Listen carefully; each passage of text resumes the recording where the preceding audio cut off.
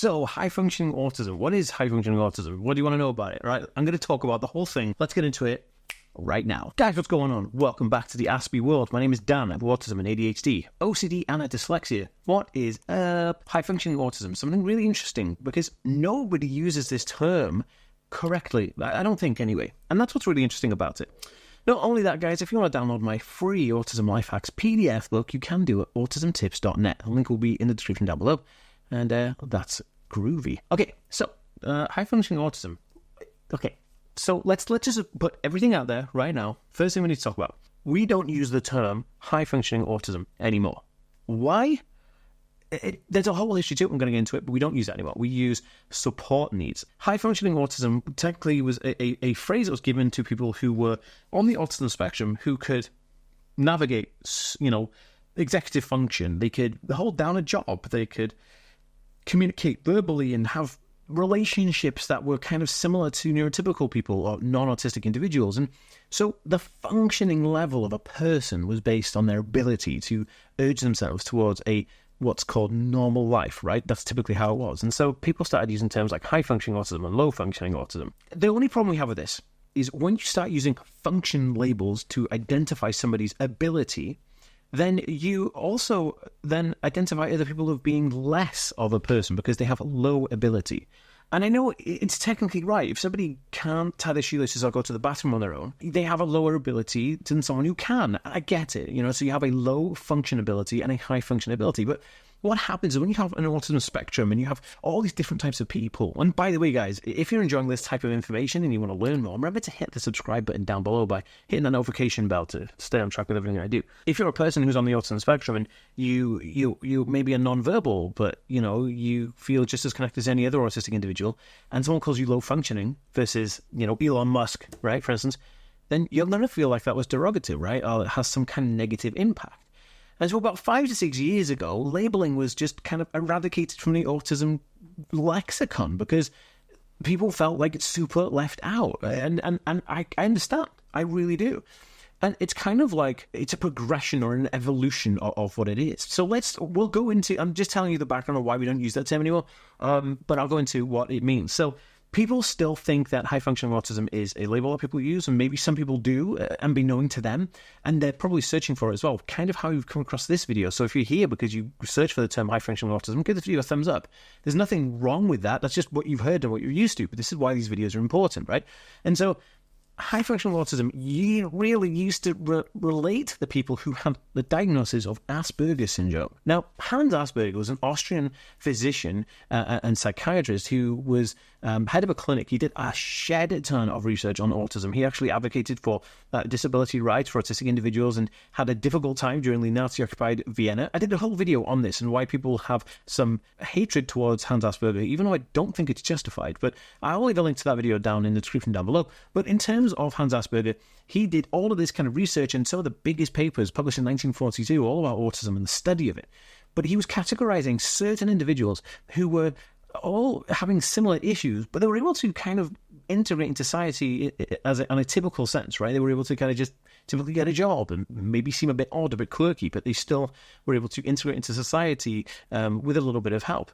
Not only that, they also had extreme difficulties in certain areas. Now, this was categorized in his papers about autism or infantile autism. Then in 1980s, a woman called Lorna Wing, who was also an autism researcher and psychiatrist, she started labeling people as having Asperger syndrome because they related to the traits that Hans Asperger laid out. This more high-functioning type of autism, whereas they'd use terminology like classic autism or Kenner's infantile autism from the studies and research from a guy called Leo Kenner, who was also European but living in America post-World War II, researching autism, which is quite interesting because his papers came out similar times to Hans Asperger, and there's a bit of a thing that... Anyway, not going to get into the politics of it. It's all in that video. You check it out down below. When Lorna Wing started saying that people, were displaying these kind of Asperger traits related to the name from Hans Asperger, that people were diagnosed. It became part of the diagnostic criteria in the DSM, which is kind of like the American Psych and Neurological Diagnostic Manual. And there's another one called the IDC, I think it's called. And that term, Asperger syndrome, stuck as being the high-functioning autism label all the way up until 2013. And then when it was taken out of the DSM-5 and replaced with just autism spectrum disorder, and Then in 2019, the IDC, I think it's called, they took that out and then replaced it with autism spectrum disorder as well. So there's only very few places that will still diagnose anybody with high-functioning autism or Asperger syndrome. Now, there's nothing wrong with technically the term Asperger syndrome. It's just the nomenclature, right? It's how you kind of identify that somebody is of a certain phenotype, and their brain chemistry works in that way. Even though they're on the autism spectrum, they're able to kind of do certain things. But people don't really like using that. And one of the reasons, and the main reason actually it was taken out of the DSM, was nothing to do with the founding, the name from the guy, Hans Asperger, nothing to do with him. It was all to do with a lot of the American and other places where they have health insurance that only covers autism, where Asperger syndrome was a form of autism, or is a form of autism. They never really integrated that into their American health board system. So you have people applying for support and services under their insurance with Asperger syndrome on the diagnostic, and then they'd come back rejected because they didn't say autism. So they said, well, why are we using segregated or factioned names like high functioning, low functioning, Asperger's, classic autism? Just forget about that. Just call it autism spectrum disorder, right?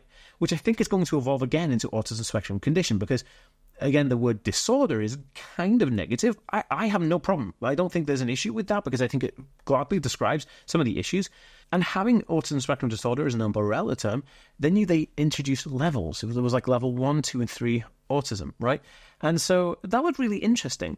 Now, high-functioning autism would relate to the people with a autism spectrum disorder level 1, which is typically what kind of like, you'd see now people who are diagnosed Asperger's would then come back and have an autism spectrum disorder level 1 or level 2, depending on the phenotype. Now, I'm talking about how their brain chemistry works and how that interacts, because autism, as we know, the brain, is neurologically kind of like fused together or mends together. That mending together when you're being born actually kind of is a little bit different, right? So there's brain chemistry, there's physical chemistry that's going on there that makes you neurologically different, but that's a biology. Neurons are biological as well as kind of like a neurological kind of condition, which is fascinating, right? The whole study of the brain is really interesting.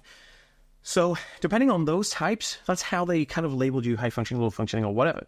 Now, I would say that, in reference terms, you can still use the term high functioning autism because it's referenced in papers where it referenced the term high functioning autism or Asperger syndrome. But going forward, I think the best terminology is to use autistic person, or someone with autism, or someone who is on the autism spectrum, or autistic person, because it's not you're not trying to kind of tell me what their function ability is. That would be greatly understood when you meet the person, and their needs would be down into support needs. Now we have a high support needs autistic individual, lower support needs autistic individual.